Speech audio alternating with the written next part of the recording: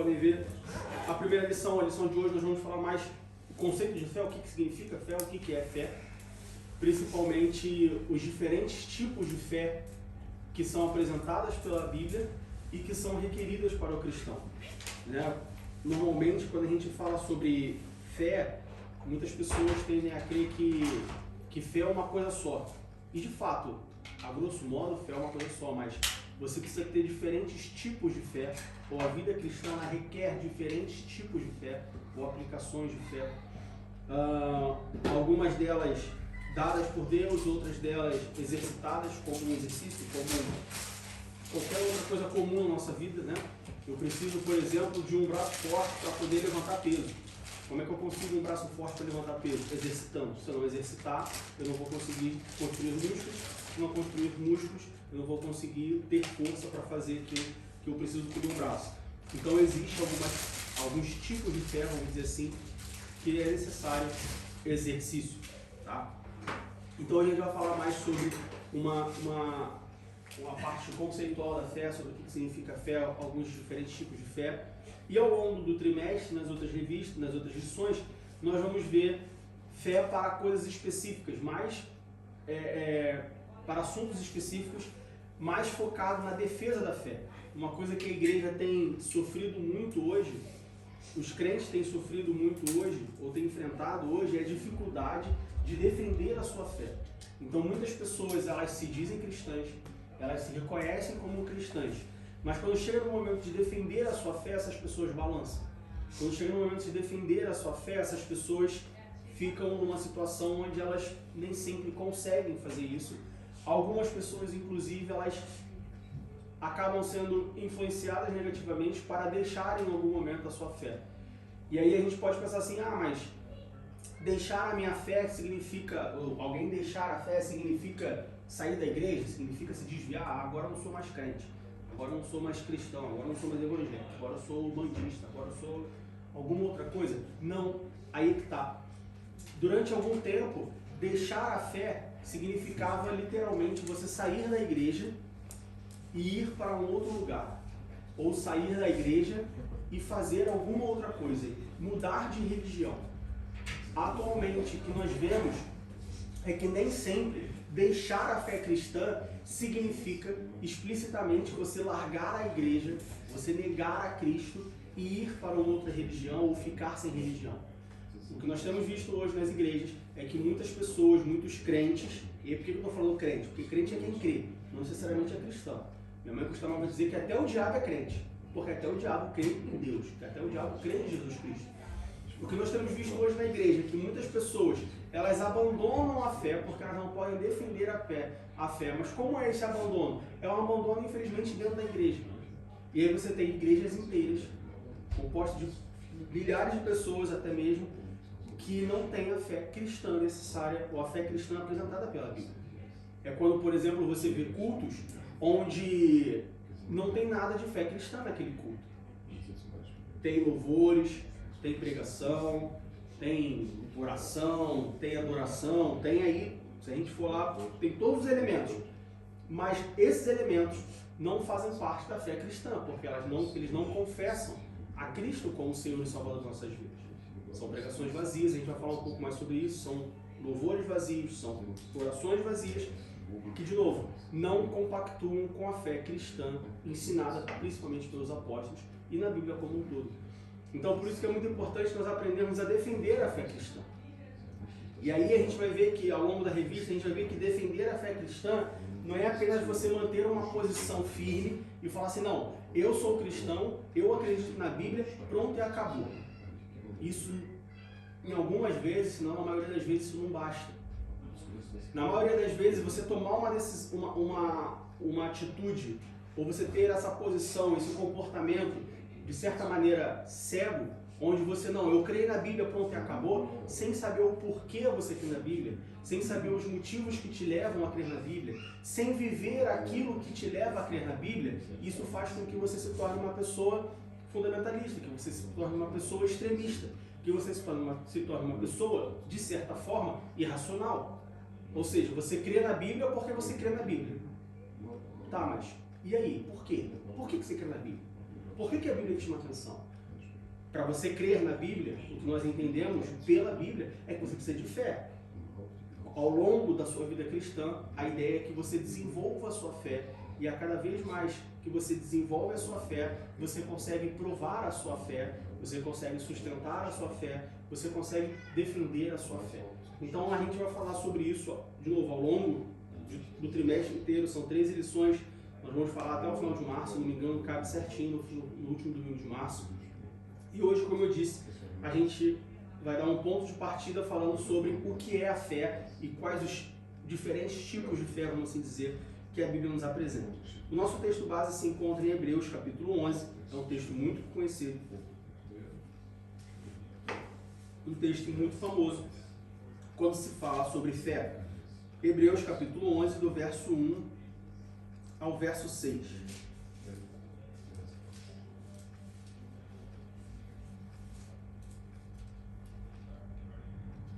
Hebreus capítulo 11, do verso 1 ao verso 6, diz assim: Ora, a fé é o firme fundamento das coisas que se esperam e a prova das coisas que se não veem, porque por ela os antigos alcançaram testemunho. Pela fé, entendemos que os mundos, pela palavra de Deus, foram criados, de maneira que aquilo que se vê não foi feito do que é aparente. Pela fé, Abel ofereceu a Deus maior sacrifício do que Caim, pelo qual alcançou o testemunho de que era justo, dando Deus testemunho dos seus dons, e por ela, depois de morto, ainda fala. Pela fé, Enoque foi trasladado, para não ver a morte, não foi achado, porque Deus o trasladara, visto como, antes de sua trasladação, alcançou o testemunho de que agradara a Deus. Ora, sem fé é impossível agradar-lhe, porque é necessário que aquele que se aproxima de Deus creia que ele existe e que é galardoador dos que o buscam. Então, como eu disse, esse texto ele é bem famoso sempre que se fala de fé dentro da igreja, ou na maioria das vezes que se fala de fé na igreja. O texto de Hebreus capítulo 11, principalmente o versículo 1, ele é um dos textos mais citados, um dos textos mais lidos, porque ele define a fé, ou é a própria Bíblia definindo o que é fé. E aí, quando a gente vai sobre a definição de fé, Hebreus capítulo 11, versículo 1, a fé é o firme fundamento das coisas que se esperam e a prova das coisas que se não veem. Durante o primeiro século da igreja, a gente vê, olhando ali, principalmente no texto bíblico, olhando para Atos dos Apóstolos, a gente vê que os primeiros cristãos, as primeiras pessoas que se converteram, tanto aquelas pessoas os discípulos de Jesus e posteriormente as pessoas que estavam, que foram alcançadas por esses discípulos, vamos dizer assim, a segunda geração de crentes, de cristãos, a gente vê que eles levavam a fé muito séria, muito a sério. A gente olha o livro de Atos e também os escritos de Paulo, mas o livro de Atos a gente tem uma visão geral, a gente tem outros personagens, né? A gente tem outras pessoas, outros cristãos contidos na história do livro de Atos. Nós vemos que eles levavam a fé muito sério. Em que sentido? Porque eles criam na fé? Não, porque eles exercitavam a fé. Eles viviam a fé. Existe uma diferença entre você ter fé e você exercitar a fé. Existe uma diferença entre você acreditar na fé e você viver a fé. E não é muito diferente de outras coisas que nós temos no nosso dia a dia. Hoje, por exemplo, está um dia bem frio. Quando você mora no Brasil, principalmente eu que morava no Rio de Janeiro, uma cidade quente, uma cidade onde a temperatura média anual da cidade é 30 graus, você tem fé de que existe frio? Tem. Eu sei que existem lugares frios no mundo. Eu sei que se eu for para a Europa, o inverno é frio. Se eu for para o norte da Europa, o inverno é mais frio ainda. Se eu for para os Estados Unidos, em alguns lugares dos Estados Unidos, no norte dos Estados Unidos, no Canadá, é bastante frio. Eu tenho fé de que, de fato, existem países frios. Quando eu olho na televisão, quando eu olho nas revistas, quando eu olho no jornal, quando eu olho na internet, as pessoas vestidas com um monte de casaco, com bota, com cachecol, com gorro, com luva, eu tenho fé de que é frio. Mas aí, quando você vem para a Europa, ou pelo menos quando vim para a Europa, quando eu vim para a Alemanha, no primeiro inverno, você sabe que existe o frio, mas Você acha que um moletom resolve, que um casaco de moletom resolve, que um casaco mais fino resolve. Você acha que talvez se você colocar 2 camisas, talvez resolva. Só que aí quando você mora num lugar frio, aí você experimenta o frio. Aí você vive o frio. E aí hoje, com 7 anos de Alemanha, eu sei que não, de fato o frio existe.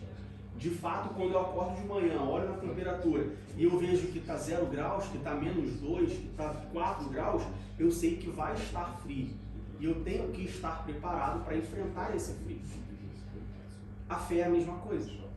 Muitas pessoas, elas sabem que existe a fé. Ela sabe o que é fé, mas ela não vive a fé. Mas ela não pratica a fé. Então, ainda que ela tenha fé de que algo vai acontecer, que ela tenha fé de que Deus existe, de que ela tenha fé de que Jesus morreu, de que ela tenha fé de que um morto pode reviver, se ela não praticar essa fé, se essa pessoa não viver essa fé, se essa pessoa não experienciar essa fé vai ser uma fé que a gente chama de morta. É uma fé vazia. É uma fé que você tem fé de que pode acontecer. Eu tenho fé de que existe um lugar que faz muito frio, mas eu nunca experimentei esse lugar que faz muito frio. Então, automaticamente, eu tendo a minimizar esse frio. É frio, mas é tudo frio assim.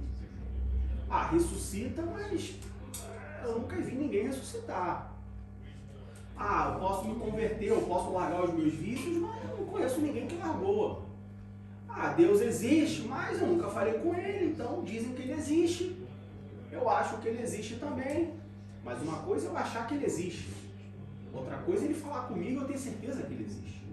Outra coisa é eu ter experiências com Deus, eu ver o trabalho de Jesus na minha vida, eu ver o caminhar do Espírito Santo juntamente comigo e eu ter certeza que eles existem. Eu ter certeza que eles operam, eu ter certeza de que minha vida foi transformada. Eu ter certeza porque a minha vida foi transformada. Então, o ponto de partida, quando a gente falar de fé, é a gente falar sobre a fé que nós chamamos de fé salvífica, ou a fé salvadora. Diego, por que o ponto de partida para um estudo da fé é a fé salvadora? Ora, porque sem a fé salvadora você não consegue ter as outras fés. Vamos dizer assim. Ou sem a fé salvadora, você não consegue experimentar ou exercitar os outros tipos, as outras aplicações da fé na sua vida. Por quê? Porque tudo tem um ponto de partida, né? Na vida, tudo tem um ponto de partida. Todas as coisas acontecem a partir do início. Se a gente for para a ciência, até mesmo para a ciência, quando a gente vai lá para a criação de todas as coisas, que tem a teoria do Big Bang, existiu um ponto de partida. Na vida cristã, você precisa de um ponto de partida. Quando nós olhamos para a Bíblia, nós vemos que tudo teve um ponto de partida. Gênesis capítulo 1, versículo 1, o que diz? E no princípio criou Deus os céus e a terra. Teve um ponto de partida. Quando a gente vai lá, por exemplo, para o nascimento de Jesus Cristo, teve um ponto de partida. A Bíblia diz que Jesus Cristo estava preparado, o Cordeiro estava morto antes da fundação do mundo. Ou seja, existia um ponto de partida. Quando a gente vai para a conversão do apóstolo Paulo, o apóstolo Paulo, ele foi o apóstolo Paulo, ele fez tudo o que ele fez do nada? Não, existia um ponto de partida. A conversão dele no caminho para Damasco. Então tudo tem um ponto de partida. O ponto de partida para nós cristãos termos fé, exercitarmos a nossa fé, é a fé salvadora. Então a primeira coisa que eu preciso é desenvolver, é experimentar a fé salvadora. Diego, o que é a fé salvadora? Hebreus capítulo 11, versículo 1. Ora, a fé é o firme fundamento das coisas que se esperam e a prova das coisas que se não veem. Versículo 6 diz: ora, sem fé é impossível agradar-lhe, porque é necessário que aquele que se aproxima de Deus creia que ele existe e que é galardoador dos que o buscam. Então, a primeira fé que nós precisamos é a fé salvadora, a fé salvífica. Por quê? Porque a fé salvífica é aquela fé que vai nos aproximar de Deus. A fé salvífica é aquela fé que vai permitir que nós creiamos que existe um Deus, Salvador do mundo, que entregou o seu Filho para morrer por todos aqueles que nele creem, para perdoar os seus pecados e que, crendo nesse Deus, nós podemos ter a vida eterna. Esse é o primeiro passo. O primeiro passo para nós, como cristãos, desenvolvermos a nossa fé é termos e, principalmente, experienciarmos a fé salvífica. Diego, por que você falou em ter e falou em experienciar? Porque uma coisa é eu ter, outra coisa é eu experimentar. Eu posso ter, sei lá, eu posso ter um pão muito gostoso na minha casa, mas se eu não experimentei esse pão, não serve de nada. Eu posso chegar para vocês e falar, meus irmãos, quando acabar o culto, vamos lá em casa, porque eu tenho um pão muito gostoso lá em casa. E você fala assim, e o pão é gostoso? Não sei, eu sei que eu tenho. Eu comprei ele no mercado ontem, ele está lá prontinho. Ué, mas você está me convidando para ir na sua casa comer um pão que você nem experimentou? Então, uma coisa é nós termos a fé, outra coisa é experimentarmos a fé. A fé salvadora também, a fé salvífica, ela principalmente, ela precisa ser experimentada. Não basta nós termos fé de que Jesus Cristo morreu por nós, não basta nós termos fé de que existe um Deus, não basta nós termos fé de que o Espírito Santo nos convence do pecado e do juízo, nós precisamos experimentar. Se você ainda não experimentou a fé salvífica, eu te convido a orar a Deus e experimentar a fé salvífica. Você precisa experimentar, como primeiro passo, experimentar a fé salvífica, ou seja, você de fato entregar a sua vida a Jesus Cristo, você de fato crer que o Senhor Jesus Cristo morreu no seu lugar, você de fato crer que no momento em que você entrega a sua vida a Jesus Cristo, os seus pecados são perdoados, você agora é um co-cidadão dos céus, juntamente com Cristo, juntamente com a igreja, para toda a eternidade. Esse é o primeiro passo. Quando nós vamos lá para Atos capítulo 3, versículo 19.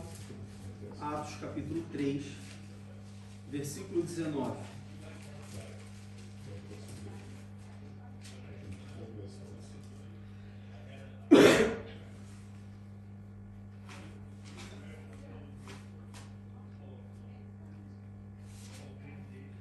Atos 3,19 diz: Arrependei-vos, pois, e convertei-vos, para que sejam apagados os vossos pecados, e venham assim os tempos do refrigério pela presença do Senhor. Quando nós olhamos para o livro de Atos, como eu disse, o livro de Atos ele nos dá testemunho de como os primeiros cristãos não só criam, mas experimentavam e principalmente exercitavam a fé como um todo.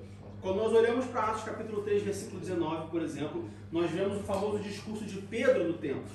E aí Pedro diz: arrependei-vos, pois, e convertei-vos, para que sejam apagados os vossos pecados, e venham assim os tempos do refrigério pela presença do Senhor. Qual é o valor desse versículo? O valor desse versículo é que nós vemos que no primeiro século, nos primeiros momentos da igreja, nos primeiros anos da igreja, como eu disse, os crentes, eles realmente não só criam na fé, mas eles experimentavam a fé, principalmente a fé salvadora, a fé salvífica. Eles pregavam essa fé. Por que hoje nós temos muitos crentes na igreja? Por que hoje nós temos muitos cristãos que nunca experimentaram a fé salvífica, mas creem na fé salvífica? Porque a fé salvífica ela não é pregada. Hoje nós temos muitas igrejas, nós temos muitos lugares onde a pregação da palavra de Deus não inclui a fé salvífica. Onde a pregação da palavra de Deus, onde o ensino da palavra de Deus não inclui a fé salvífica. E o que é a fé salvífica? É, olha, você é um pecador, você precisa se arrepender. Existe uma pessoa que pagou o preço por você. Creia nela e seus pecados são perdoados. Essa é a fé salvífica. Só que muitas pregações hoje, se não a maioria delas, elas não são acerca da fé salvífica. Elas não são acerca de arrependimento de pecados. Elas não são acerca de conversão de caminho. Não. Elas falam para o coração do homem. Elas exaltam o homem. Elas trazem esperança para o homem. Elas trazem paz para o homem. Elas trazem bênçãos para o homem.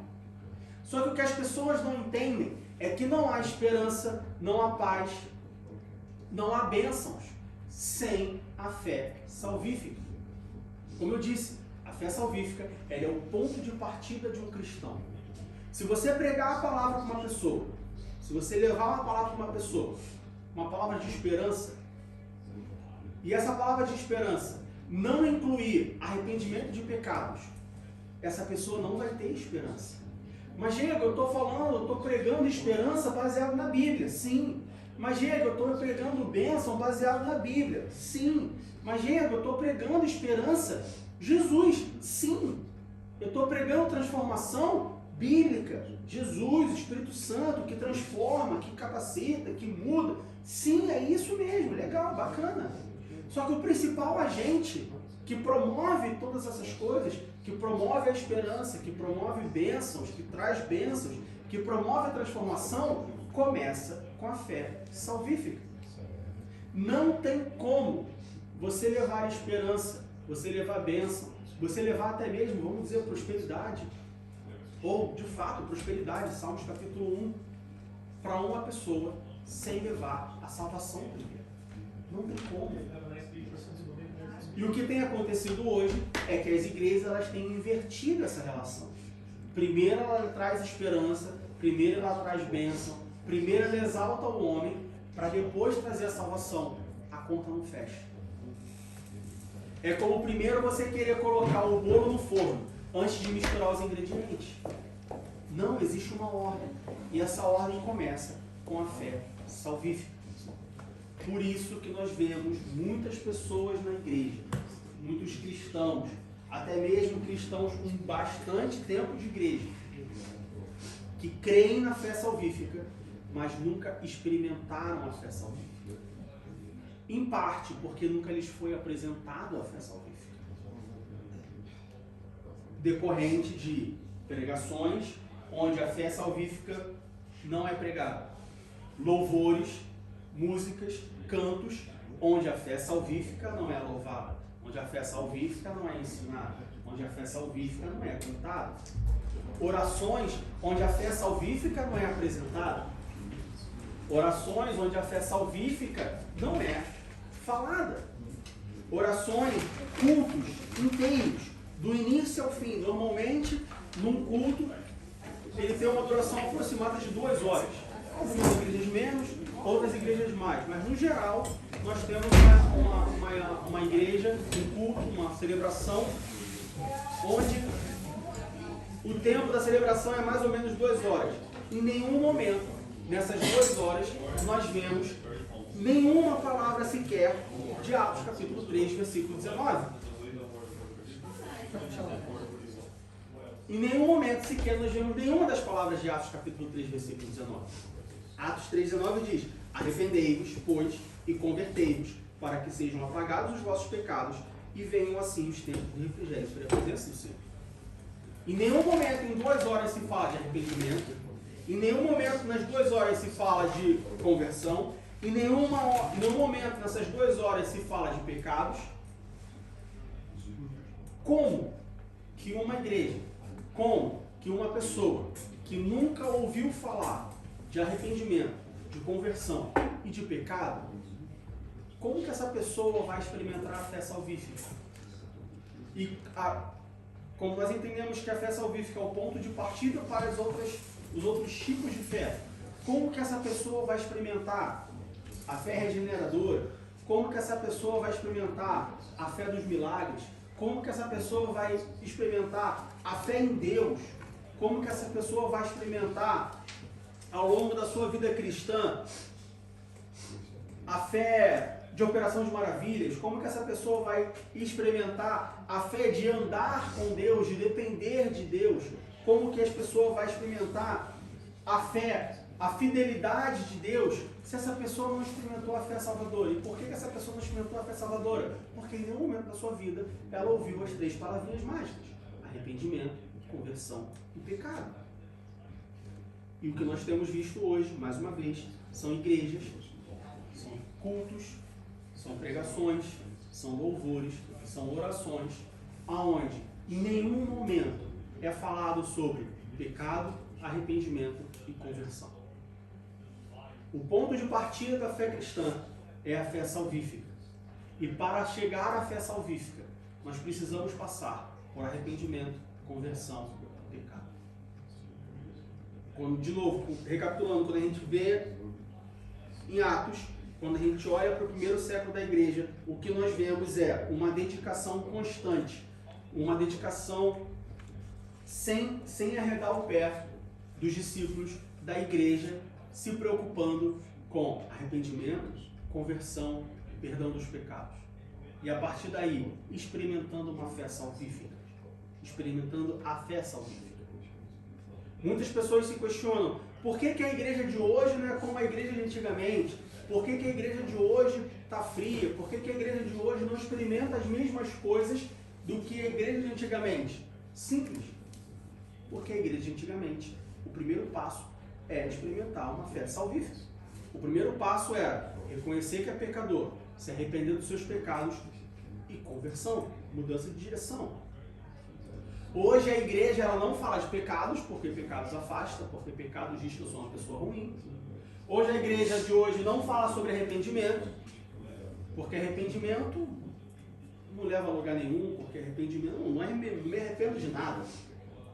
Eu apenas fiz e agora eu sigo o meu caminho, não preciso me arrepender dos meus caminhos. Tem muita gente que fala, eu prefiro me arrepender do que eu fiz do que aquilo que eu não fiz. Ou seja, a pessoa prefere se arrepender do pecado, de ter cometido o pecado, do que se arrepender de não ter cometido o pecado. Não era para ser o contrário? Era para você não praticar o pecado e não se arrepender disso.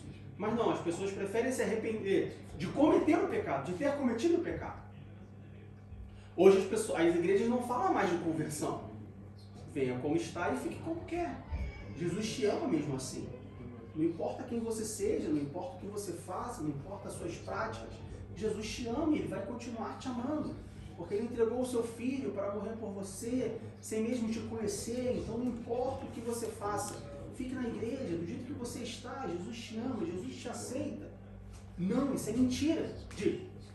Nem minha filha, ela precisou... Foi conversar com uma pessoa que é evangélica lá no Brasil.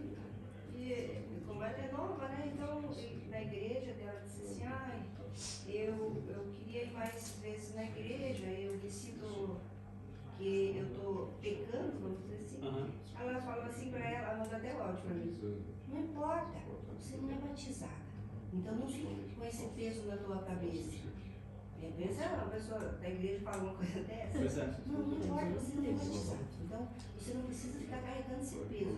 Você pode viver assim ainda, como você está. Senão não é assim, Luana. Eu expliquei para ela, né? Não é assim. Pois é, olha que absurdo. Então quer dizer que você pode estar dentro da igreja e se você não for batizada, você pode continuar vivendo em pecado? Isso não existe. Qual é o resultado disso? Uma geração de crentes que vão viver dentro da igreja, vão achar que é crente, mas nunca vão se batizar. O que a Bíblia fala sobre isso? Quem crer e for batizado será salvo. Quem não crer será condenado. Aí cai no exemplo de, naquele famoso caso de, então eu preciso me batizar para ser salvo? Você não precisa se batizar para ser salvo. Mas se você pode se batizar e não se batiza, você não está salvo. Você gera uma geração de pessoas que vivem na igreja e que acham que tudo bem, pecar é normal, porque Deus me aceita do jeito que eu sou. Não! Atos nos mostra, a igreja primitiva nos mostra a prática dos discípulos no início da igreja. Atos capítulo 3, versículo 19 nos mostra que o primeiro passo é experimentar a fé salvífica. O que a fé salvífica diz? Pecado, arrependimento, conversão. Os três juntos. Não adianta reconhecer que é pecador e se arrepender. Você tem que se converter. O que é se converter? Se converter é eu chegar na igreja, falar para o pastor, a partir de hoje eu quero fazer o meu cadastro porque agora eu sou membro dessa igreja. Não, se converter não é isso. Se converter ao budismo pode ser isso, se converter a qualquer outra religião pode ser isso. Se converter é mudar a direção. O que é uma conversão? Mudar a direção. Você está indo para um lado, você faz uma conversão à esquerda, você faz uma conversão à direita, você muda de direção. Se converter é mudar de direção. Se converter não tem a ver com se inscrever numa igreja. Se converter não tem a ver com servir em uma igreja. Isso vai vir no futuro, no próximo passo. Mas o primeiro passo é se converter, mudar a direção. A fé salvífica, ela é o ponto de partida do cristão. Sem experimentar a fé salvífica, experimentar, não crer. Crer é diferente de experimentar. Sem experimentar a fé salvífica, você não consegue experimentar as outras fés que existem. Como que eu experimento a fé salvífica? Reconhecendo que é pecador, se arrependendo dos seus pecados e se convertendo dos seus caminhos. Esse é o ponto de partida. Sem isso, esquece. Sem partir desse ponto, nem começa. Porque não tem começo, o começo é esse. Não tem como você buscar os outros tipos de fé, não tem como você ter os outros tipos de fé, não tem como você exercitar os outros tipos de fé se você não exercitou o primeiro, se você não experimentou o primeiro, a fé salvífica. Primeiro você tem que ser salvo. Primeiro você tem que experimentar a fé salvífica.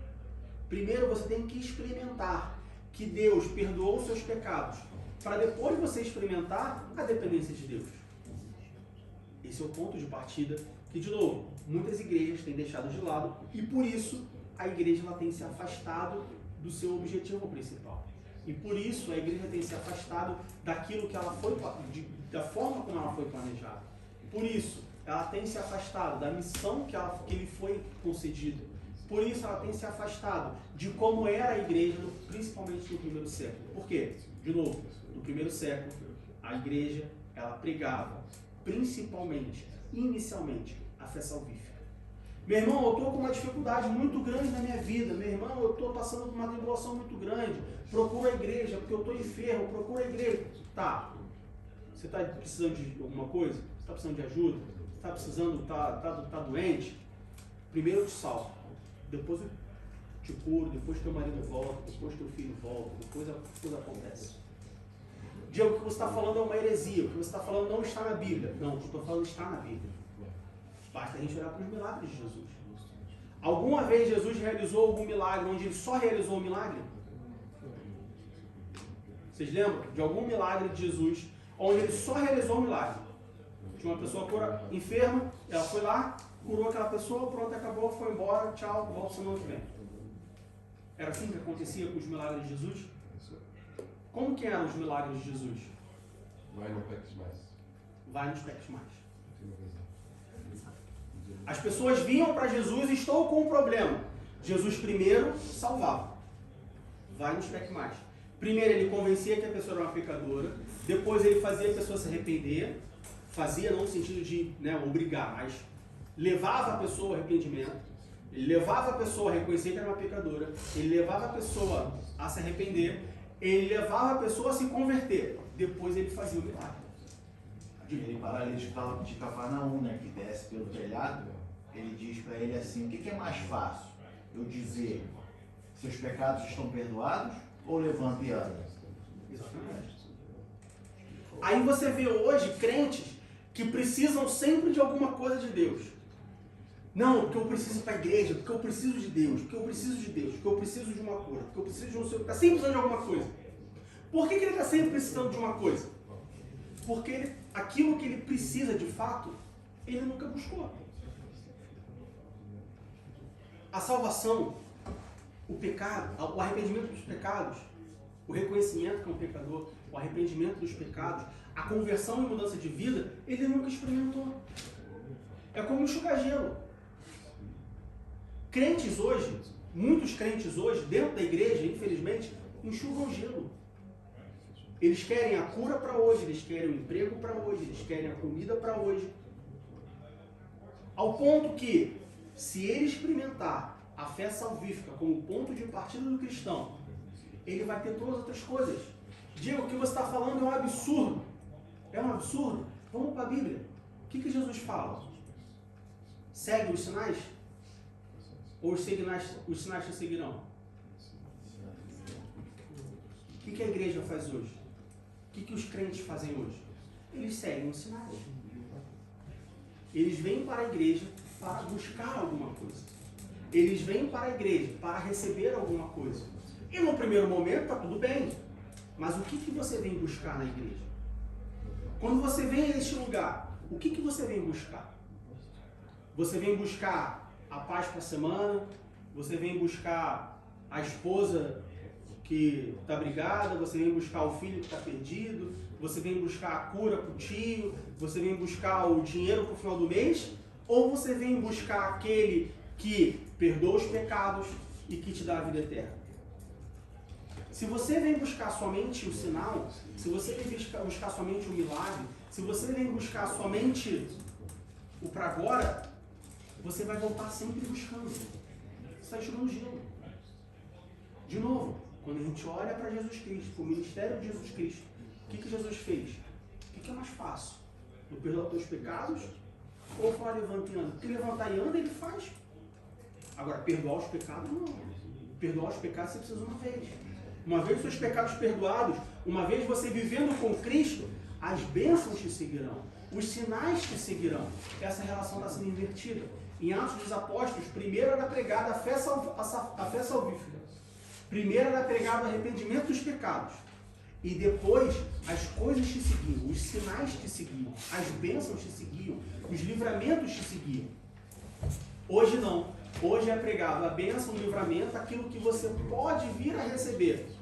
Depois que você receber isso, aí você se preocupa com a fé salvífica. A conta não vai fechar. Então o primeiro passo que o crente precisa é a fé salvífica. Reconhecer que é pecador. Ter fé para reconhecer que é pecador. Ter fé para se arrepender dos seus pecados. Ter fé para se converter dos seus caminhos. Conversão é mudança de direção. Eu fazia A, agora eu faço B. Eu falava A, agora eu falo B. Eu ia para A, agora eu vou para B. Conversão, mudança. Sem mudança não há arrependimento. Sem mudança não há salvação. Não existe salvação em uma pessoa onde ela se arrepende dos seus pecados, mas continua praticando eles. Isso não é arrependimento, isso é remorso. São coisas diferentes. Quando nós vamos para a Bíblia, Efésios capítulo 2, versículo 8. Primeiro vamos para João capítulo 3.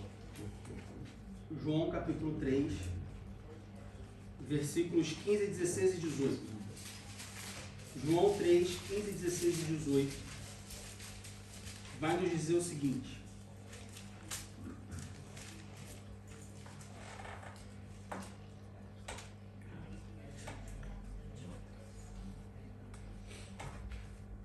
João 3, nós temos a passagem onde Jesus encontra com Nicodemos. Quem era Nicodemos? Nicodemos era um fariseu, era um mestre da lei, muito respeitado. No versículo 1 diz que ele era príncipe dos judeus. E aí um dia ele sai de noite, vai ter com Jesus. Por que de noite? Porque ele não podia estar com Jesus de dia, porque os fariseus perseguiam a Jesus. Então ele tinha que ir de noite, ele tinha que ir escondido. Vamos deixar isso para o outro lado, para outra ocasião. Mas ele vai ter com Jesus e ele chega para Jesus e fala assim no versículo 2. Rabi, bem sabemos que és mestre vindo de Deus, porque ninguém pode fazer estes sinais que tu fazes se tu não for com ele. Ou seja, Nicodemos, ele tinha fé em Jesus. Ele acreditava em Jesus. Ele reconheceu que Jesus era alguém vindo da parte de Deus, porque ele fazia maravilhas. Então ele tinha fé. Nicodemos não era uma pessoa sem fé. Nicodemos tinha fé.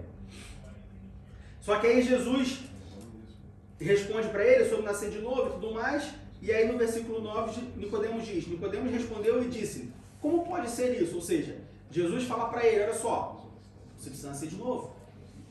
Você precisa nascer do Espírito. Você precisa se converter dos seus pecados, reconhecer os seus pecados, se arrepender dos seus pecados e se converter dos maus caminhos. E Nicodemos não entende essa palavra. Nicodemos fala, mas como que eu posso nascer de novo? Eu posso voltar ao ventre da minha mãe? Aí vamos para o versículo 15, 16 e 18. Que diz assim, para que todo aquele que nele crê não pereça, mas tenha a vida eterna. Porque Deus amou o mundo de tal maneira que deu o seu Filho unigênito, para que todo aquele que nele crê não pereça, mas tenha a vida eterna. Quem crê nele não é condenado, mas quem não crê já está condenado, porquanto não crê no nome do unigênito Filho de Deus. Nicodemos, ele tinha fé. Nicodemos não chegou falando para Jesus, quem é você? Da onde você vem? Me prova que você é Deus, que você é da parte de Deus. Não, Nicodemos reconhecia, ele tinha fé em Jesus. Mas ele não bastava, a fé que ele tinha não bastava. Nicodemos precisava da fé salvífica. Antes de entender as coisas, antes de saber as coisas, antes de experimentar outras coisas, Nicodemos precisava ser salvo. Nicodemos precisava experimentar a fé salvífica. E qual é a fé salvífica? João capítulo 3, versículos 15, 16 e 18. Vamos para Efésios capítulo 2, versículo 8. Efésios capítulo 2, versículo 8.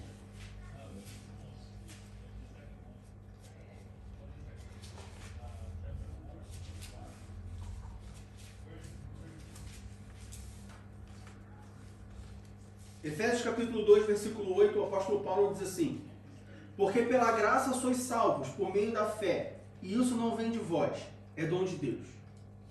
E aí é muito interessante esse versículo, porque a gente está aqui falando o tempo inteiro que o primeiro passo para uma pessoa que quer ser cristão, o primeiro passo para uma pessoa que quer experimentar e desfrutar de todos os tipos de fé que nós vemos na Bíblia, é experimentar a fé salvífica. E isso dá a entender que, bom, isso é uma coisa que eu tenho que fazer. Que eu tenho que reconhecer que sou pecador, eu tenho que me arrepender dos meus pecados e eu tenho que me converter dos meus maus caminhos. E você pode estar se perguntando assim: sim, Diego, foi isso que você acabou de falar nos últimos 40 minutos? Sim. É isso que você precisa fazer. Só que para você fazer isso, você precisa ter fé. Para você ter essa fé, da onde você tira essa fé? Essa fé é dada por Deus. E aí a gente volta para um assunto que a gente já discutiu nos cultos de quarta-feira. Lá num dos primeiros cultos de quarta-feira, quando nós começamos a falar sobre salvação. Nada do que nós precisamos vem de nós. A fé que nós precisamos para ter fé, ela é dada por Deus. O primeiro passo é experimentar a fé salvífica. O que é você, como que começa a experimentar, qual é o ponto de partida para experimentar a fé salvífica? Ou seja, qual é o ponto de partida para eu ser salvo? Reconhecer que sou pecador, me arrepender dos meus pecados, se converter dos meus caminhos. Como que eu tenho essa fé? Como que eu faço isso? É dado por Deus. Efésios capítulo 2, versículo 8, o apóstolo Paulo diz que pela graça nós somos salvos, por meio da fé. E isso não vem de vós, é dom de Deus. Isso nos mostra que nada do que nós precisamos vem de nós. Nós não somos autossuficientes em nada. Se você acha que você pode alguma coisa, se você acha que você é alguma coisa, se você acha que você faz alguma coisa, ore, dobre o seu joelho, ore e peça perdão a Deus. Você não pode nada. Eu não posso nada. Porque até mesmo o que eu preciso para começar a pensar em poder alguma coisa é dado por Deus. Deus é quem nos dá essa fé. E como que Deus nos dá essa fé? João capítulo 16, versículo 8. João capítulo 16, versículo 8. O que diz João capítulo 16, versículo 8? Alguém lê, por favor.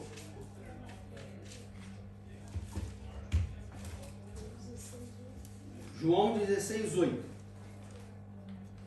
E quando ele vier, convencerá o mundo do pecado e da justiça e do juízo. Quem é ele? Jesus. Não. Espírito Santo. O Espírito Santo de Deus. Para experimentarmos a fé salvífica, que nos permite, que é reconhecer o nosso pecado, nos arrepender dos nossos pecados, nos convertermos nos nossos caminhos, nós precisamos de fé. Essa fé nós não temos. Essa fé nos é dada por Deus. Quem é essa fé? Quem é o motor dessa fé? Quem que nos leva, nos conduz ou nos faz passar por esse processo? O Espírito Santo, que é dado por quem? Por Deus. Aí eu te pergunto, O primeiro passo para um cristão é experimentar a fé salvífica. Como que um cristão experimenta a fé salvífica? Reconhecendo que é pecador, se arrependendo dos seus pecados e se convertendo dos seus maus caminhos. Como que ele faz isso? Ele só pode fazer isso através do Espírito Santo, porque João capítulo 16, versículo 8, o próprio Jesus Cristo diz que quando ele vier, quando o Espírito Santo vier, e aí para a gente entender melhor quem é o Espírito Santo, que é o Espírito Santo, vamos ler o versículo 17. O versículo 17 diz: todavia digo-vos a verdade, que vos convém que eu vá, ou seja, convém que Jesus Cristo vá, que ele ressuscite, porque se eu não for, o Consolador não virá. Quem é o Consolador na Bíblia? O Espírito Santo. Mas se eu for, enviá-lo-ei, ou seja, se eu ressuscitar, eu vou enviar o Espírito Santo. E quando ele vier, convencerá o mundo do pecado, da justiça e do juízo. Então, para eu experimentar a fé salvadora, eu preciso que o Espírito Santo me convença do pecado, da justiça e do juízo. Eu preciso que o Espírito Santo me convença que eu sou um pecador. Eu preciso que o Espírito Santo me convença que eu preciso arrepender dos meus pecados. Eu preciso que o Espírito Santo me convença e, principalmente, me ajude a me converter dos meus maus caminhos. Aí eu te pergunto, como que a igreja vai pregar salvação? Como que os crentes, como que os cristãos, como que as pessoas que entram por essa porta vão se arrepender, vão se reconhecer que são pecadores, vão se arrepender dos seus pecados e vão se converter dos seus maus caminhos, se o Espírito Santo não é pregado? Mas, Diego, nós estamos na Assembleia de Deus. A Assembleia de Deus é uma igreja pentecostal. A Assembleia de Deus é uma igreja que crê no poder do Espírito Santo. A Assembleia de Deus é uma igreja que crê no batismo com fogo. A Assembleia de Deus é uma igreja onde, se tiver qualquer faísca, o fogo pega e todo mundo pula e grita e chora e canta e rodopia e fala não sei o quê. Qual é o ponto de partida para a fé cristã? Qual é o ponto de partida para nós experimentarmos outros tipos de fé? É a fé salvífica. Eu não posso pregar o Espírito Santo. Para eu pregar o Espírito Santo que batiza com fogo, para eu pregar o Espírito Santo que fala em língua estranha, para eu pregar o Espírito Santo que dá revelação, primeiro eu preciso pregar o Espírito Santo que traz a fé salvífica. Porque sem a fé salvífica não vai ter batismo com fogo. Sem a fé salvífica não vai ter falar em língua estranha. Sem a fé salvífica não vai ter revelação. Por isso que você vê muitas igrejas que até pregam o Espírito Santo, mas pregam o Espírito Santo somente nos dons espirituais. Mas não pregam o Espírito Santo aquele que convence do pecado, da justiça e do juízo. Não dá. Está colocando, desculpa a expressão, o cavalo na frente do burro. Não vai funcionar. Burro não empurra o carro. Burro puxa o carro. Se você inverter a ordem, não sai do lugar. Aí você vai a uma igreja que fala do Espírito Santo, Espírito Santo, Espírito Santo, Espírito Santo. Você vê uma igreja onde pula, pula, pula, pula. Língua estranha, língua estranha, língua estranha. Mas a igreja nunca cresce. E eu não estou falando de crescimento físico. Eu estou falando de almas se convertendo. Eu estou falando da palavra sendo pregada. Eu estou falando de pessoas se arrependendo. Isso não acontece. Por quê? Porque está pregando de forma errada. De um lado você tem igrejas que não pregam, igrejas que não falam da fé salvífica, igrejas que não falam de Jesus Cristo. É só eu. Você. Vai te dar, vai te dar, vai te dar. Você vai ter, você vai ter, você vai ter. Do outro lado nós temos igrejas que é Espírito Santo, Espírito Santo, Espírito Santo. Mas qual é o Espírito Santo? Quer dizer, só existe um Espírito Santo. Mas para que o Espírito Santo? Para arrependimento de pecados? Ou para falar em língua estranha? Ou para ter revelação? Primeiro o Espírito Santo que salva. Primeiro o Espírito Santo que convence do pecado, da justiça e do juízo. Primeiro o Espírito Santo que ajuda na conversão. Depois o Espírito Santo que faz, que distribui os seus dons da maneira que lhe apraz, da maneira que vai edificar a igreja. Fé salvífica é o que todos nós precisamos. Todos nós, todo cristão, ele tem que passar pela fé salvífica primeiro. A fé salvífica é o ponto de partida. Mas existem outros tipos de fé. Ou antes da gente falar dos outros tipos de fé, vamos para 1 Coríntios capítulo 15. do verso 3 ao verso 11.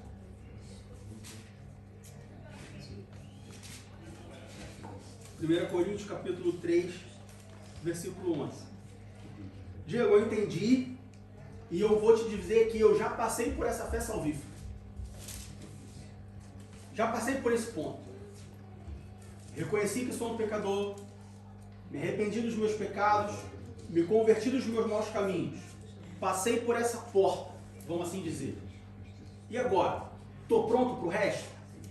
E agora? Cadê a próxima fé que eu tenho que desenvolver? E agora? Por que eu não tenho fé ou por que eu não exercito os outros tipos de fé? 1 Coríntios capítulo 15, versículo 3 a 11, do versículo 3 ao 11 nos responde isso.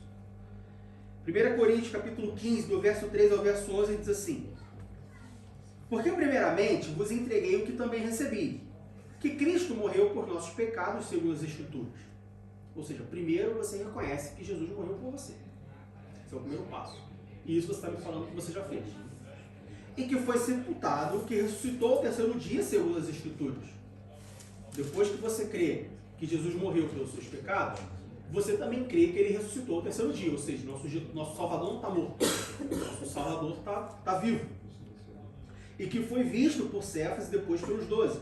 Depois foi visto uma vez por mais de 500 irmãos, dos quais vive ainda a maior parte, mas alguns já dormem também. Depois foi visto por Tiago, depois por todos os apóstolos, e por derradeiro de todos me apareceu também a mim, como a um abortivo. Porque eu sou o menor dos apóstolos, que não sou digno de ser chamado apóstolo, pois que persegui a igreja de Deus. Mas pela graça de Deus sou o que sou, e a sua graça para comigo não foi vã. Antes trabalhei muito mais do que todos eles, todavia não eu, mas a graça de Deus que está comigo. Então, ou seja eu, ou sejam eles, assim pregamos e assim havia escrito. Não basta você passar pela fé salvífica, você tem que viver na fé salvífica. Muitas pessoas acham que a fé salvífica, ou que a salvação, ou experimentar a salvação, é uma porta que você passa. E aí, talvez, algumas pessoas entendam alguns textos da Bíblia errado, que, dependendo da tradução, dependendo de como você lê, pode te dar essa impressão de que a salvação é uma porta. Ou seja, aqui está a porta da salvação. Eu passo pela porta da salvação. Você não tem que passar pela porta da salvação, porque a salvação não é uma porta. A salvação é um caminho. A fé salvífica não é algo que você experimenta uma vez e nunca mais você experimenta ela. Ué, Diego, mas não faz sentido, porque a Bíblia não fala que eu tenho que ser salvo várias vezes. Sim, de fato, você não tem que ser salvo várias vezes. Mas a salvação ela precisa ser conservada. É por isso que a salvação não é uma porta. A salvação é um caminho. Muitas pessoas cometem o erro de quê? De passarem ou experimentarem a fé salvífica. E aí ela larga aquela fé salvífica para experimentar as outras fés. Vamos assim dizer. Só que a fé salvífica você nunca larga. Porque todos os dias você precisa se lembrar de que você é um pecador. Você pode não viver na prática do pecado, mas você continua sendo um pecador. Ninguém deixa de ser pecador porque experimentou a fé salvífica. Ninguém deixa de ser pecador porque agora se entregou a Jesus Cristo. Não. Você continua, todos nós continuamos sendo pecadores. Não escravos do pecado, mas pecadores. Não vivendo em pecado, mas sujeito ao pecado, sujeito às práticas do pecado. Não escravos. Somos livres do pecado, mas ainda assim somos pecadores. A própria palavra de Deus diz que não existe um santo sequer, que todos nós pecamos. Que até em dizer em que não pecamos, já estamos pecando. Então o erro que muitas pessoas cometem, muitos crentes cometem é, eles experimentam a fé salvífica e aí, bom, passa aí nesse nível. Esquece a fé salvífica. Só que a fé salvífica ela não é para ser experimentada, ela é para ser vivida. Todos os dias da sua vida, você precisa reconhecer que você é um pecador, você precisa se arrepender dos pecados que você se cometeu, e você precisa continuar se convertendo dos seus maus caminhos. Em que sentido? Que todos os dias você precisa se arrepender do seu pecado. Se nós continuamos pecadores E a própria palavra de Deus nos diz que aquele que diz que não tem pecado já cometeu pecado, então todo dia você peca. Você pode, de novo, você pode não viver em pecado, mas todo dia você comete algum tipo de pecado. Se todo dia você comete algum tipo de pecado, todo dia você precisa se arrepender desse pecado que você cometeu. Se você precisa se arrepender do pecado que você cometeu, todo dia você precisa se converter desse pecado. Você precisa mudar a direção que te leva para esse pecado. E assim você vai vivendo o caminho da salvação. A fé salvífica não é uma porta que você passa. Eu não estou dizendo que todo domingo você tem que levantar, na hora do apelo, você tem que levantar a sua mão e falar: eu quero entregar a minha vida a Jesus Cristo. Aí vem aqui na frente, né? A gente não costuma ter muito essa prática, mas em muitas igrejas, todo culto, toda pregação, independente do tipo de pregação, independente do culto, você tem um apelo. Aí todo domingo, todo culto que você ouvir o apelo, você tem que levantar a sua mão, você tem que vir à frente, dobrar o seu joelho, o pastor orar para você entregar a sua vida a Jesus Cristo. Não é isso. Isso é apenas um ato simbólico que você faz uma vez. É como você dizer que todo batismo você precisava se batizar de novo. Não ia dar tempo de batizar todo mundo, porque imagina se toda pessoa se batizasse todo batismo. Não ia ter nem ninguém para batizar as pessoas. Não é isso que eu estou falando. Como, vamos dizer assim, como marco, como ato simbólico, a fé salvífica ela até pode ser considerada uma porta. Considerando que, como um ato simbólico, você entrega a sua vida a Jesus Cristo uma vez. Mas como dia a dia, como vivência, todos os dias você tem que praticar a fé salvífica. Todos os dias você tem que experimentar a fé salvífica. Porque todos os dias você precisa se arrepender dos pecados que você cometeu. Você precisa se converter daqueles pecados. O que é se converter daqueles pecados? De novo, o que significa a palavra conversão? Conversão significa mudança de direção. Então, se hoje eu bebi água num copo de plástico branco, é pecado para mim. Todo dia, hoje, eu preciso reconhecer que eu pequei, bebi num copo de plástico branco. Eu preciso me arrepender do meu pecado. Eu não vou mais beber, eu me arrependo de ter bebido num copo de plástico branco. E eu preciso me converter do meu pecado. Amanhã eu não vou beber num copo de plástico branco. Amanhã eu vou beber num copo de plástico azul. Aí amanhã eu reconheci que beber num copo de plástico azul é pecado. Então eu preciso me arrepender de ter bebido num copo de plástico azul. E eu preciso me converter de ter bebido num copo de plástico azul. Então depois de amanhã eu vou beber num copo de plástico amarelo. E aí eu reconheci que beber num copo de plástico amarelo é pecado. Eu me arrependi de ter bebido num copo de plástico amarelo. E eu preciso me converter de ter bebido num copo de plástico amarelo. Então na quarta-feira eu vou beber água num copo de plástico vermelho. E assim nós vamos vivendo. Não estou falando que copo de plástico é pecado, tá, pessoal? É apenas um exemplo. É apenas uma ilustração. Eu tenho que falar porque senão, né, amanhã não pode mais ter copo de plástico branco na igreja. E assim nós vamos vivendo, experimentando todos os dias a fé salvífica. De novo, a fé salvífica, ela é o ponto de partida do crente. Você não pode querer experimentar os outros tipos de fé. Você não tem como defender a sua fé. Você não tem como pregar a sua fé. Você não tem como ensinar a sua fé se você não experimentar a fé salvífica. Se você não viver a fé salvífica. A fé salvífica, ela até pode ser considerada uma porta, no sentido simbólico, como um ato simbólico. Mas a fé salvífica, ela é para ser vivida na prática todos os dias. Porque todos os dias nós precisamos reconhecer que somos pecadores, nos arrepender do nosso pecado, nos converter dos nossos caminhos. Todos entendidos até aí? Uma vez vivendo a fé salvífica, Diego, eu entendi, eu experimentei, eu vivo a fé salvífica no meu dia a dia todos os dias. Daí para frente, o que vem mais? Bom, aí você tem um leque. Aí imagina que você passa, aí eu acho interessante quando você vai para uma cidade, aqui na Alemanha tem algumas cidades assim, você tem cidades moradas, né? Geralmente são pequenininhas, é uma cidade morada assim, aí tem um portal da cidade. E aí quando você passa por esse portal, você tem várias ruas assim, você fala assim, e agora? Para onde que eu vou? qual rua que eu pego para chegar naquele lugar? E você tem várias ruas. A vida cristã é a mesma coisa. Depois do momento que você passa da fé salvífica, depois do momento que você, de novo, como um ato simbólico, você passa por ela, mas como dia a dia você vive ela, aí você tem um leque de opções. Aí você tem um leque de tipos de fé. Aí você tem, por exemplo, a fé para milagres. Alguém aqui crê em milagres?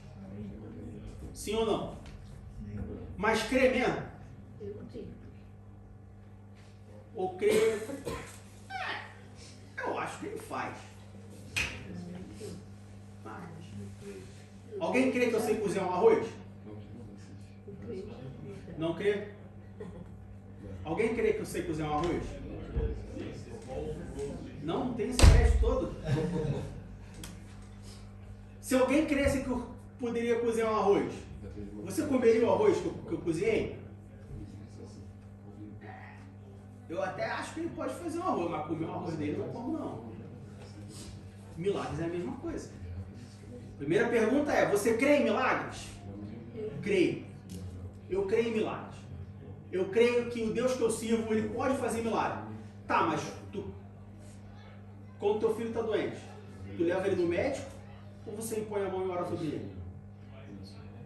Primeiro ora. Deveria ser. Quando o filho está doente, quando você está doente, primeiro você toma um remédio ou primeiro você dobra o joelho e fala assim, Deus, estou com dor de cabeça. Tu lembra dor de cabeça? Ah, mas dor de cabeça, Deus vai se preocupar com a dor de cabeça? Não. Deus se preocupa com o que você precisa. Claro, dentro do seu propósito. Pode ser que o propósito de Deus seja não te curar. Pode ser que o propósito de Deus seja você passar por um tratamento. Pode ser que o propósito de Deus seja você passar por uma cirurgia. Mas aí é uma segunda etapa. Aí é uma outra coisa. Mas primariamente você crê em milagres? Sim, eu creio. Tá, mas quando você está numa situação em que você precisa de um milagre, qual é o teu comportamento? Porque tem muita gente que fala assim, não, eu creio em milagre. Mas quando eu preciso de um milagre, recorre para o advogado, recorre para o médico, recorre para o suborno. Então, tu não crê em milagre.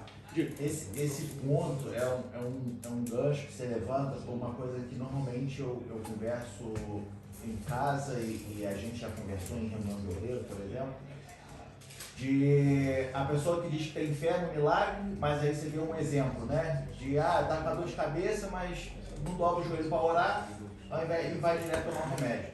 Eu aplico isso justamente para essas pessoas que deixam de vir à igreja porque está com uma dor de cabeça. Entende? Eu não vou. Aí liga de manhã e fala, não vou à igreja porque não estou me sentindo bem. Cadê a fé? Se cresce no milagre, Cadê a fé que viria e seria acordei curado? com dor de cabeça, acordei doente. Bom, vou para a igreja. Exatamente. Porque se eu vou para a igreja e encontrar o Deus que faz o milagre, ele vai estar lá e ele vai fazer o milagre para mim. Mas por que muitas pessoas não têm esse comportamento? E vamos falar no popular, por que nós não temos esse comportamento? Porque é muito fácil, né? A gente fala assim, por que muitas pessoas têm? Por que muitas igrejas fazem? Só que no dia a dia, vamos ser sinceros, a gente não faz. Ou pelo menos não como deveria. Ou na constância que deveria. Por que isso acontece? Pessoas que creem no milagre, mas não de fato creem no milagre. João capítulo 20, versículo 31.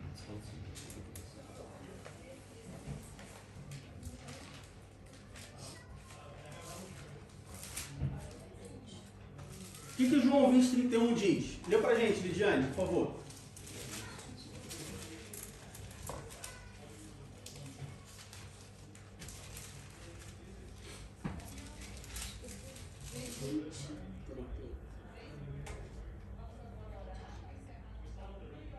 Estes, porém, foram escritos para que creis que Jesus é o Cristo, o Filho de Deus, e para aquele que crendo tenhais vida em seu nome.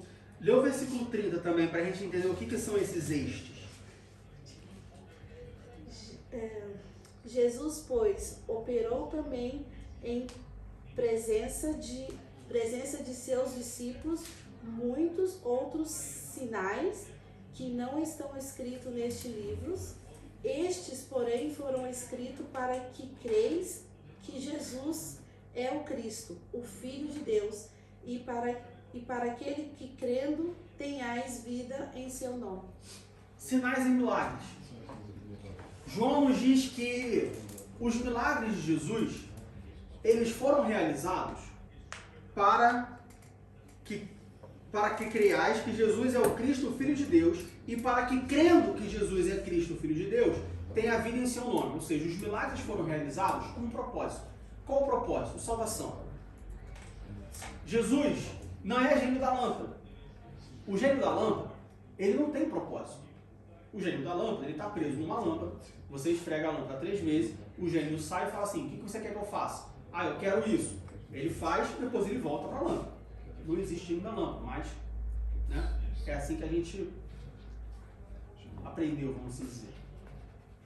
Por que muitas pessoas creem em milagres, mas não creem tanto assim? Quando está com dor de cabeça, não fala assim, não, estou com dor de cabeça. Eu creio no Deus do milagre. A igreja é a casa de Deus. Então eu vou para a igreja e lá ele vai me curar do milagre. Por que isso não acontece? Porque essas pessoas, elas não entenderam ainda que o milagre tem que ter um propósito. Todo milagre tem um propósito. É por isso que às vezes o milagre acontece. Porque ele tem um propósito. É por isso que às vezes o milagre não acontece. Porque o fato dele não acontecer, às vezes, o fato do milagre não acontecer também faz parte de um propósito. Paulo chega para Deus 3 vezes e pede para Deus livrar ele do espinho na carne.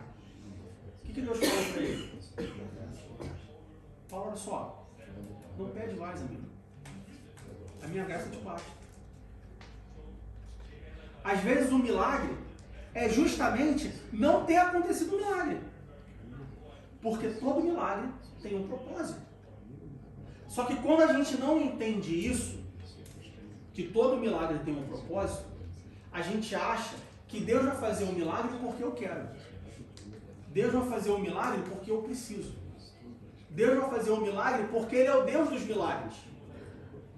Mas não é porque Ele é o Deus dos milagres que significa que Ele vai fazer todo o milagre que eu quero, todo o milagre que eu preciso. Isso significa que Ele vai fazer um milagre de acordo com o seu propósito. Para que eu quero um milagre? Eu quero um milagre para eu ficar feliz, eu quero um milagre para eu me sentir importante, eu quero um milagre para eu contar para as pessoas o quão importante eu sou, o quão santo eu sou, o quão santa é a minha igreja, o quão santo é o meu pastor, ou eu quero um milagre para que as pessoas, através do milagre, cheguem ao conhecimento de Jesus Cristo. De novo, quando nós olhamos para a Bíblia, o Novo Testamento, para os 4 Evangelhos, todo milagre que Jesus fazia tinha salvação. Jesus não fazia milagre sem salvação. Primeiro ele salvava, depois ele fazia um milagre. Isso nos mostra 2 coisas. Primeiro, milagre para Deus. O que é mais fácil? Eu perdoar os teus pecados ou falar Deus um piano? Para Deus não existe. Eu costumo dizer que para Deus não existe milagre. Para Deus não existe o impossível. Porque tudo para Ele é possível. O que você precisa? Pensa na coisa mais absurda. Ah, isso você precisa? Ah, tá bom, então toma aí. Então o primeiro ponto é esse. E o segundo ponto é, para que você quer o milagre? Às vezes, ou na maioria das vezes, nós queremos o milagre para nós. Para que você quer um emprego novo? Ah não, para as pessoas verem que o meu Deus é poderoso. Mas se Deus estivesse preocupado com que as pessoas, para que as pessoas vissem que Ele é poderoso, Ele descia do céu. Todo mundo ia ver que Ele é poderoso. Não? Se Deus estivesse preocupado das pessoas conhecerem Ele porque Ele é poderoso, porque Ele faz milagres, porque Ele move os céus e a terra, então Ele descia do céu e todo mundo ia ver. Essa não é a preocupação de Deus. Esse não é o objetivo principal de Deus. É por isso que os milagres têm um propósito. E qual é o propósito do milagre?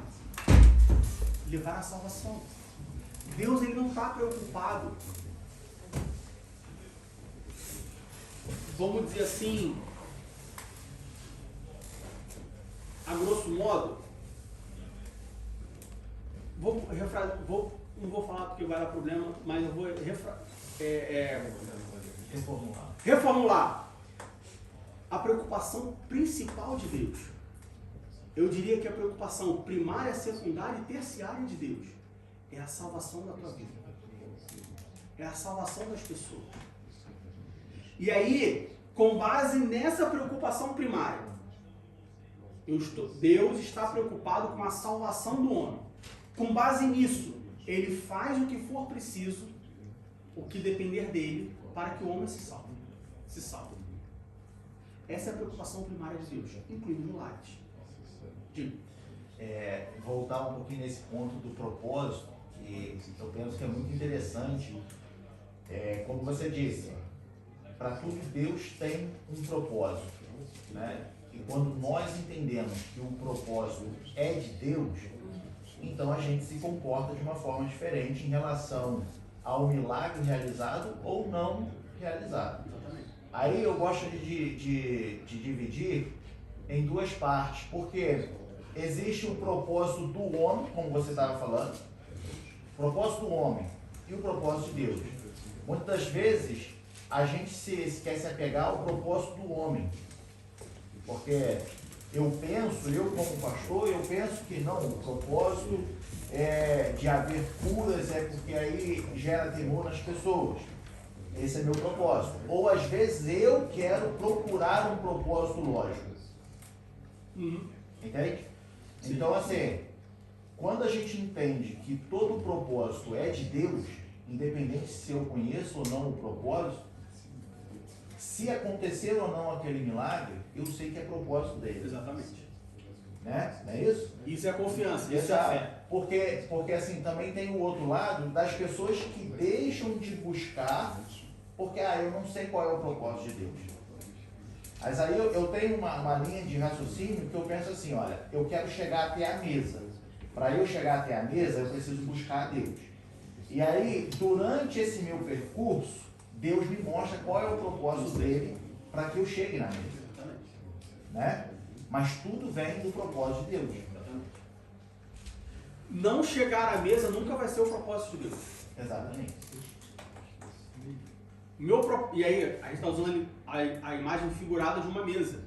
Mas se o seu propósito é estar mais próximo de Deus, Deus nunca vai falar para você, não, você chegar mais perto, não, pode ficar onde você está.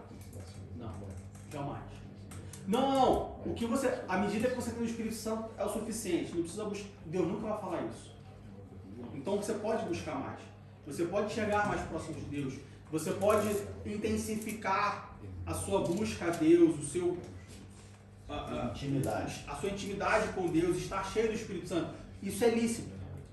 O propósito para isso vai ser revelado no tempo oportuno.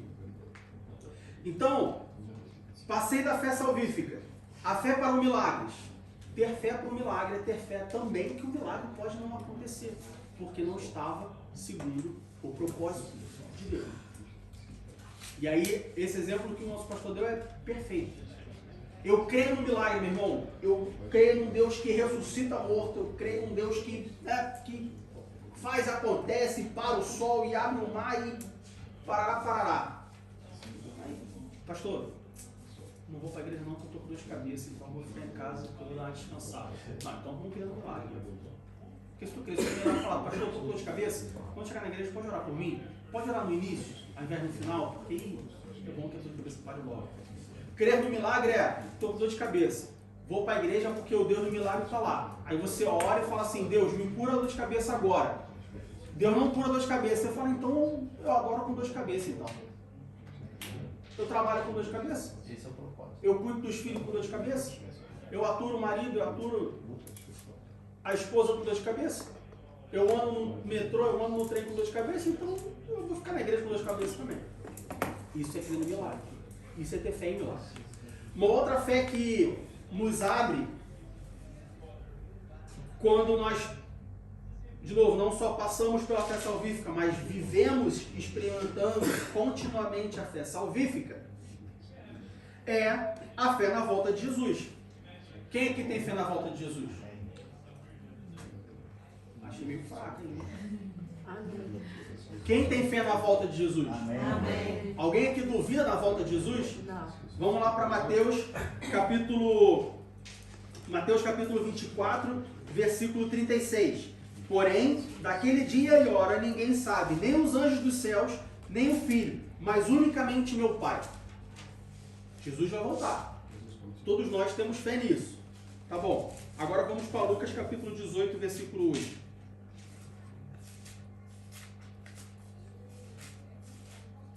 Lucas capítulo 18, versículo 8. Digo-vos que depressa lhes fará justiça.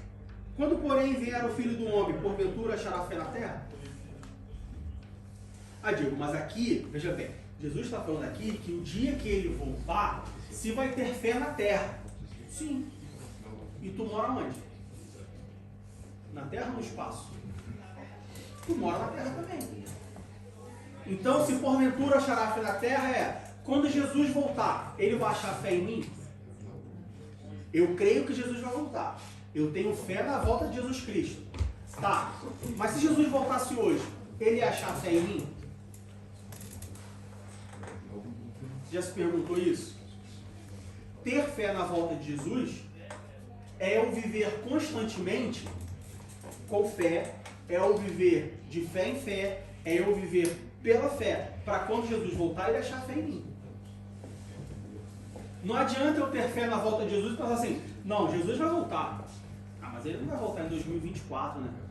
Ele vai voltar lá para 2069, ele vai voltar lá para 2342, lá para 2596. Jesus não vai voltar em 2024. Não, então isso não é ter fé. Isso é você passar para frente. Tu acredita que vai, mas né? Acredita longe. Isso não é ter fé. Ter fé, Jesus vai voltar, ele pode voltar agora. E viver como se ele voltasse agora. Viver como. Isso é ter fé. Ter fé não é crer que algo vai acontecer e lá para frente a gente vê como é que é. Não. Ter fé é eu crer que algo vai acontecer e viver como se acontecesse agora. Isso é ter fé. Ter fé não é eu crer que um dia eu vou ter uma Ferrari e eu não tirar a carteira de motorista. Ter fé é, um dia eu vou ter uma Ferrari, vou tirar a carteira de motorista hoje, porque vai que eu ganho a Ferrari amanhã, não vou poder dirigir ela. Ter fé na volta de Jesus Cristo é eu viver de forma que, se ele voltasse agora, ele encontraria fé na terra agora. Pelo menos em mim. Ele encontraria isso. Isso é ter fé na volta de Cristo. Quando a gente olha por esse lado, tanto na fé de milagres, quanto na fé na volta de Jesus Cristo, eu tenho certeza que te faz pensar se realmente você tem fé em milagres, se realmente você tem fé na volta de Jesus Cristo. E de novo, se você tem fé nos milagres, mas você não entende que todo milagre tem um propósito, então você não tem fé em milagres.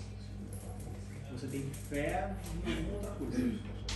Se você tem fé que Jesus pode voltar, que Jesus vai voltar, mas você não vive como se ele voltasse agora, eu não digo nem amanhã, eu digo agora. Então você não tem fé na volta de Jesus Cristo. Você acredita no que alguém te falou sobre alguma coisa, mas fé mesmo você não tem. Quando nós olhamos para a igreja primitiva, os crentes da igreja primitiva, eles tinham fé em milagres. Eles sabiam que todo milagre tinha um propósito e que o propósito maior de Deus é que todos se salvam. Então, quando eles faziam milagres, eles não faziam milagres para se mostrar. Eles faziam milagre para salvar as pessoas. E o milagre era apenas um detalhe. O milagre era só, eu tenho que chegar ali, tem uma pedra aqui, eu passo pela pedra, não tem problema. O milagre é, Deus, tem um mar aqui na frente, o que eu faço? Coloca no mar, o mar vai abrir. A igreja primitiva, ela tinha fé na volta de Jesus Cristo. E ela vivia como se Jesus voltasse naquela época. 2000 anos se passaram e Jesus ainda não voltou. Mas eles viviam como se Jesus voltasse naquele dia. Quais outros tipos de fé que nós temos? Nós não vamos falar, mas nós temos também, se você tem a revista, se você não tem, me procura no final e eu entrego a revista para você.